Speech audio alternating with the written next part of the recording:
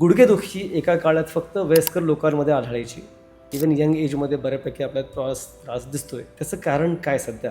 म्हणजे demand to supply match होत झाला नाही. नसेल तर आपले वेट बेअरिंग जॉईंट्स आपले मणके आणि गुडघे आहेत. गुडघ्यांमध्ये जर तेवढं न्यूट्रिशनल सपोर्ट नसेल आणि तरी वापर जास्त असेल आणि पोश्चर चुकीचं असेल, पेन हा असा एक वरदान दिलं आहे आपल्याला की तो आपल्याला सांगतो की देर इज समथिंग रॉंग. लोक मॅरेथॉन्स करत असतात, सायकलिंग करत असतात, एक्सटेन्सिव्ह सायकलिंग, आणि त्यांना असं वाटतं की दुखतंय तर ते केल्याने आपल्याला बरं पडणार आहे, बरोबर. स्टॅग्नन्सी नको आहे. हां हां. पण ॲक्च्युली त्याच्यामुळे जास्त डॅमेज तुमच्या गुडघ्यांना होत अच्छा. असतं. डोकं दुखतंय, घ्या पेन किलर. कंबर दुखतीये, घ्या पेन किलर. गुडघे दुखतायत, घ्या पेन किलर. पण या पेन किलर या वेदनाशामक गोळ्या खाऊन खाऊन तुम्हाला फक्त तात्पुरता आराम मिळणार आहे. पण जर तुम्हाला लाँग टर्म रिलीफ हवा असेल तर काहीतरी वेगळं करायला लागेल. काय केलं पाहिजे? सर्वप्रथम आपला व्हिडिओ बघा. आज आपण एक अशा उपचार पद्धतीबद्दल बोलणार आहोत जिथं तुम्हाला इंजेक्शन आणि गोळ्या घ्यायची गरज लागणार नाही आणि तरीही तुमचा आजार हा बरा होणार आहे. आजचा आपला विषय आहे ॲक्युपंक्चर. नमस्कार मित्रांनो, मी आहे डॉक्टर मुकेश जैन आणि तुम्ही पाहत आहात आरोग्याचा राजमार्ग. तुमच्या आरोग्याला योग्य दिशा देणारी व तुमच्या आरोग्याची काळजी घेणारी एक उत्कृष्ट आणि लोकप्रिय आरोग्य मालिका. मित्रांनो, आज आपल्यासोबत आहेत मिसेस सुमिता सातारकर मॅडम, ज्या ॲक्युपंक्चर तज्ज्ञ आहेत आणि ज्यांच्याकडनं आज आपण बरंच काही शिकणार आहोत. नमस्कार मित्रांनो, ॲक्युपंक्चर स्पेशलच्या आपल्या तिसऱ्या भागात तुमचं पुन्हा एकदा स्वागत. आज सोबत आपल्या पुन्हा आहेत डॉक्टर सुमिता सातारकर मॅडम. तुमचं खूप खूप पुन्हा एकदा धन्यवाद आपल्या आरोग्याच्या राजमार्गावर. मॅडम, आपला हा विषय आजचा आमचा आहे नी पेन. पहिला प्रश्न की गुडघेदुखी एका काळात फक्त वयस्कर लोकांमध्ये आढळायची. आत्ता तसं काही राहिलेलं नाही आहे. इवन यंग एजमध्ये बऱ्यापैकी आपल्याला त्रास दिसतोय. त्याचं कारण काय सध्या? आणि त्यातनं सुद्धा बायकांमध्ये जास्त प्रॉब्लेम आहे दिसतंय तो. आपल्याला. सगळ्यात इम्पॉर्टंट कारण आहे लाईफस्टाईल. ओके. म्हणजे मी मागच्या एपिसोडमध्ये बोलले होते की तुमच्या शरीराची स्ट्रेंथ काय आहे हे न समजून घेता जे जिमचे एक्झरसाइजेस केले जातात किंवा एक्स्ट्रीम एक्झरसाइजेस केले जातात त्याच्याने गुडघ्यामध्ये तुमची खूप अर्ली डिजनरेटिव्ह चेंजेस येतात. म्हणजे डिमांड टू सप्लाय मॅच झाला नसेल तर आपले वेट बेअरिंग जॉईंट्स आपले मणके आणि गुडघे आहेत. त्यामुळे त्याची गाडीची कशी चाकं झिजली जातील तशी तुमच्या त्या गुडघ्यांमध्ये जर तेवढं न्यूट्रिशनल सपोर्ट नसेल आणि तरी वापर जास्त असेल आणि पोश्चर चुकीचं असेल तर तुम्हाला गुडघेदुखी होणार आहे. आता ह्याच्यात अनेक टाईप्स ऑफ नी पेन असतात, पण मोस्ट कॉमनली आपण बघतो ऑस्टिओपेनिक चेंजेस. त्याच्यामध्ये झीज हा प्रकार आपण बघतो. आमच्या दृष्टीने ज्या लोकांना, म्हणजे बायकांचं स्पेशली मी बोलेन की मेनोपॉझल एजमध्ये जेव्हा बायका येतात त्यावेळेला सपोर्टिंग हार्मोन्स खूप कमी झालेले असतात. त्यामुळे इमोशनल लेवलवरती दे बिकम व्हेरी वल्नरेबल. अच्छा. आणि कोणामध्ये आपल्याला हे सगळ्यात जास्त दिसतं तर लॉंग स्टँडिंग अनहॅपीनेस ज्या बायकांमध्ये आहे. ओके. आणि तो सुद्धा स्पेसिफिकली सांगायचं तर आयडेंटिटी क्रायसिस ज्यांना आहे. अच्छा. सेल्फ रिस्पेक्ट आणि आयडेंटिटी क्रायसिस, आता हा खूप मोठा विषय आहे. पण त्या लोकांमध्ये आपल्याला गुडघ्यांचे प्रॉब्लेम दिसतात. तर तुम्ही असं म्हणाल की इमोशनल असलं म्हणजे तिथं काही झीज होत नाही का, MRIमध्ये चेंजेस दिसत नाही का? 100% दिसतात. काही वेळेला कार्टिलेज, मेनिस्कस आणि या गोष्टी, सायनोव्हियल फ्लुइड कमी झालं वगैरे वगैरे. बरेचदा ऑस्टिओआर्थरायटिस तुम्हाला दिसतो, हे सगळं दिसतं. कुठल्याही आजाराची सुरुवात आहे ना, तुम्हाला जेव्हा लक्षणं येतात तेव्हा पेशंटला कळतात. बरोबर. पेन हा असा एक वरदान दिलं आहे आपल्याला की तो आपल्याला सांगतो की देर इज समथिंग रॉंग. म्हणून आपल्याला वेदना दिलेली आहे, बरोबर. पण ती वेदना सुरू व्हायच्या कित्येक काळ अगोदर आपल्या प्राणशक्तीच्या मार्गांमध्ये हे चेंजेस इमोशनल बॉडीमध्ये डिस्टर्बन्स झाल्यामुळे सुरू झालेले असतात. फंक्शनल चेंजेस म्हणतात आपण तेव्हा. हो, फिजिओलॉजिकल चेंजेस चालू झालेले असतात. बरोबर. त्यामुळे जेव्हा पेशंट लिम्प करतोय, आता वजन असू शकतं किंवा तुम्ही तुमचं पोश्चर खूप कॉमन कॉज आहे, खूप बैठं काम आहे, खूप खाली बसायचं. आता स्वयंपाकाची कामं करणारे असतात बायका, कायम गुडघ्यांवरती बसून त्या कामं करत असतात. तर त्यांची गुडघ्यांची त्याच्यामुळे म्हणजे काम ते एक्स्ट्रीम करतायत, पण त्या बायका न्यूट्रिशनली काही सपोर्ट घेत आहेत का? नाही. मग ती 40 वर्षाची बाई सुद्धा गुडघेदुखीचं पेशंट आहे ना आज.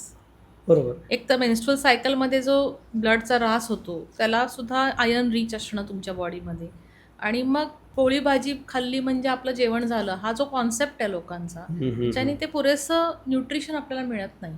आणि मग आम्ही जेव्हा सांगतो की दूध प्या, तर दूध पिणं हे इतकं अवघड का वाटतं लोकांना मला माहिती नाही. आणि तो सिंपल उपाय तुमच्या गुडघ्यांना, मणक्यांना स्ट्रॉंग ठेवू शकतो. आणि बरेचदा गुडघेदुखीला ऑपरेशन हा पर्याय असं लोकांना पण आता वाटायला लागलं आहे. पण मी बरेचदा सांगते की ऑपरेशन कधी केलं पाहिजे? कंप्लीट 100% तुमचं डॅमेज झालं आहे. तुम्हाला पर्याय नसतो तेव्हा बरोबर ऑपरेशनचा. आहे. पण थोडं गुडघे दुखती आणि डिस्कम्फर्ट येते तर आपण नी रिप्लेसमेंट करूया. मग असे किती वेळा तुम्ही रिप्लेस करणार सगळे जॉईंट्स? त्या कॉजवरती काम होणं बरोबर आहे. आवश्यक आहे. So, गुडघ्याची ट्रीटमेंट सुद्धा खूप सिस्टमॅटिक वेनी ॲक्युपंक्चरमध्ये टोटल हिलिंग, म्हणजे आपण पेन मॅनेजमेंट करत नाही तर muscle relaxation, anti inflammatory action त्याच्यामध्ये घडते, विच इज सायंटिफिकली एक्सप्लेन्ड. अच्छा. आणि तुमच्या अक्षरशः एवढे इन्फ्लेमेशनमुळे सूज आलेले गुडघे तुम्ही जेव्हा हील म्हणून बघता बिफोर आणि आफ्टर, तुम्हाला ड्रॅमॅटिकली दिसतात की अरे एकदम त्याचे ॲनाटॉमिकल लँडमार्क दिसायला लागलेले आहेत बरोबर. गुडघ्यावरचे सगळे. तर ते खूप प्रूव्हन शास्त्र आहे की तुम्हाला ऑपरेशनचा पर्याय हा शक्यतो शेवटचा पर्याय असला पाहिजे.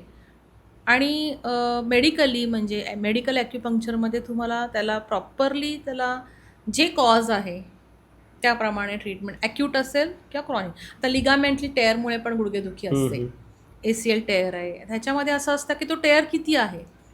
बरेचदा असं असतं की टेअर जर मोठा असेल तर तुम्हाला रिकन्स्ट्रक्शन सर्जरी करायला लागणार, तिथे ॲक्युपंक्चरचा उपयोग होणार नाही. मग तिथं कसा उपयोग होईल की रिहॅबिलिटेशनसाठी, म्हणजे पोस्ट ऑपरेटिव्हली पेन कमी व्हायला, स्पास्टिसिटी कमी व्हायला ॲक्युपंक्चरचा रिकव्हरी लवकर होण्यासाठी. माझ्याकडे काही स्पोर्ट्स म्हणजे लोक पण येतात पेशंट्स म्हणून, परवा मॅचचे आणि आज गुडघ्याला एकदम झालं आहे आणि they prefer to go with acupuncture. अच्छा, ग्रेट. हां, कारण तुम्हाला इतके फास्ट रिझल्ट्स आहेत. माझ्याकडे टेनिस खेळणारे प्लेयर्स आहेत जे माझे पेशंट आहेत, बॅडमिंटन खेळणारे लोक आहेत, हे काहीही वेगळं करत नाहीत. ते फक्त कुठलीही स्पोर्ट्स इंजुरी त्यांची झाली during, they prefer to come to take acupuncture treatment because it is very safe. कुठलं औषध तुम्हाला घ्यायचं नाही आहे आणि त्याच्यासाठी वेगळं काहीतरी जाऊन आपलं डे टू डे वर्क थांबवून ते ट्रीटमेंट घ्यायचं आहे असं पण नाही. बरोबर आहे. सो गुडघेदुखीला तो फायदा कधी तुम्हाला. सांगाल पेशंटला व्हॉट इज द स्टेज की तुमच्याकडे कधी आलं पाहिजे? काही सिम्पटम्स सुरुवातीला त्यांनी बघितले गुडघेदुखीमध्ये तुमच्या चालण्यामध्ये फरक पडला असेल की आपण खुर्चीतनं उठतो तर आपण इजमध्ये उठत नाही होत, आपण असे करत उठतोय. बरोबर. दॅट्स अ फर्स्ट साईन की तुम्ही कन्सल्ट केलं पाहिजे. केलं पाहिजे. आणि ते तुमचं प्रिमिटिव्ह लेवलला आहे. तुमचं जेव्हा गेट चेंज होतं आहे चालताना, आता आपण वॉक करत असतो, वॉक करताना आपल्याला असं लक्षात येते की मी जास्त माझा दुसरा पाय वापरते, कुठला तरी एक पाय मी जास्त वापरते, तर तुमचा इधर लंबरमध्ये प्रॉब्लेम आहे नाही तर नीमध्ये प्रॉब्लेम आहे. हे खूप मायन्यूट साईन्स आहेत. किंवा आपण खूप वेळ सिनेमा बघायला गेलो समजा आणि त्या सीट्स कशा असतात बघ आपल्याला थिएटरमध्ये, 3 तासाचा सिनेमा बघून उठल्यानंतर बरेचदा लोक म्हणतात अरे लॉक झाले गुडघे, पाय लॉक झाले, एकदम पाय झटकायला लागतात, तर ती तुमची साईन आहे. आणि सगळ्यात पहिलं काय बघितलं जातं की न्यूट्रिशनल काय आहे लेवल्स. त्याच्यामध्ये अनफॉर्च्युनेटली प्रत्येक 10 पैकी 6 लोक डेफिशियंट असतात. तर ते न्यूट्रिशन सपोर्ट इम्पॉर्टंट असतो आणि बाकीची मॅनेजमेंट त्याला आहे. आणि इमोशनली मी तुम्हाला सांगितलं की long standing unhappiness is the cause of knee pain. बरोबर. त्या दृष्टीने तुम्हाला इमोशनली बॅलन्स राहणं गरजेचं आहे. ॲक्युपंक्चर तुमचा ग्लास रिकामा करून देतं. परत त्या ग्लासमध्ये काय घालायचं आहे that is in your hand. बरोबर. परत ग्लास भरला की तुम्ही दुसरा अवयवाचा हे करून परत येणार, असं आहे ते. एक्झॅक्टली.